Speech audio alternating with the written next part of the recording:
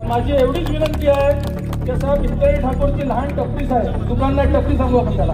हे साहेब टपरी जरा फक्त तुमची नजर फिरवली ना साहेब, त्याची टपरी बनवणार. सर हितेंद्र ठाकूर बोलायला गेलं तर नेहमी सर्वांना ब्लॅकमेल करतो.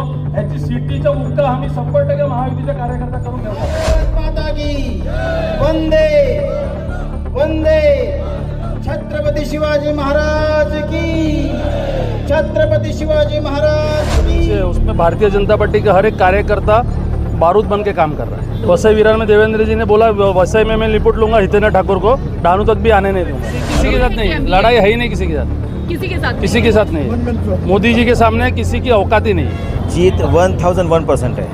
नमस्कार, मैं हूं आदित्य सिंह. इस वक्त हम दहाड़ू में उपस्थित हैं. बताते चले सभी बैक टू बैक सभाएं कर रहे हैं. चुनाव के लिए मात्र अब 6 दिन बचा हुआ है. 6वें दिन चुनाव की प्रक्रिया होनी है.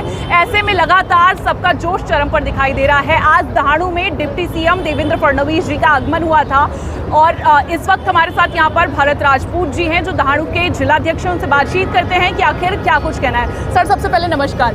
जोशीला भाषण आपने दिया, काफी तगड़ा. कहाँ पर है जोश इस समय? पूरे जिले में वसई से लेके अछाड़ के बॉर्डर तक भारतीय जनता पार्टी का जोर, उधर से लेके त्रंबक तक जो हमारी कॉन्स्टिट्यूंसी है उसमें भारतीय जनता पार्टी का हर एक कार्यकर्ता बारूद बन के काम कर रहा है. आपको इतना जोश है. और वसई विरार में कितना जोश है आप लोग? वसई विरार में देवेंद्र जी ने बोला वसई में मैं लिपट लूंगा हितेंद्र ठाकुर को, डानू तक भी आने नहीं दूंगा. अगर इतने बड़े नेता उनका बोल रहे हो हितेंद्र ठाकुर के लिए तो फिर मैं उसके आगे क्या बोलूँ.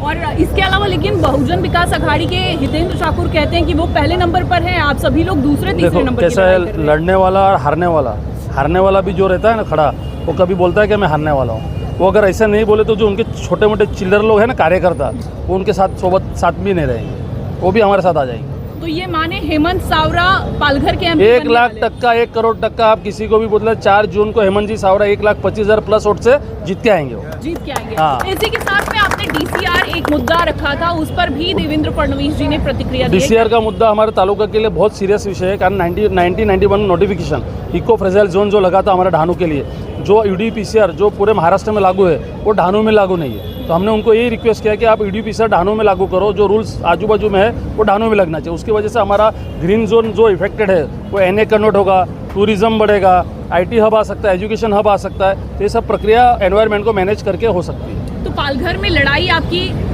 महायुति वर्सेस किसी के साथ नहीं, लड़ाई है ही नहीं किसी के साथ, किसी के साथ नहीं. मोदी जी के सामने किसी की औकात ही नहीं है. क्या कहेंगे हेमंत जी, कितना जोश है?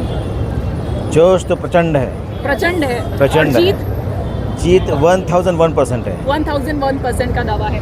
तो आपने सुना, साफ तौर पर यहाँ पर बीजेपी की ओर से ये दावा किया जा रहा है 1001% जीत कर हम ही आने वाले हैं, क्योंकि टक्कर में कोई नहीं है. अब इंतजार सभी को 20 मई का है और उसके बाद 4 जून का. आखिरकार रिजल्ट किसके पलड़े में गिरता है ये सब कुछ देखना होगा. आज के लिए इतना ही, फिर होगी मुलाकात, तब तक के लिए नमस्कार.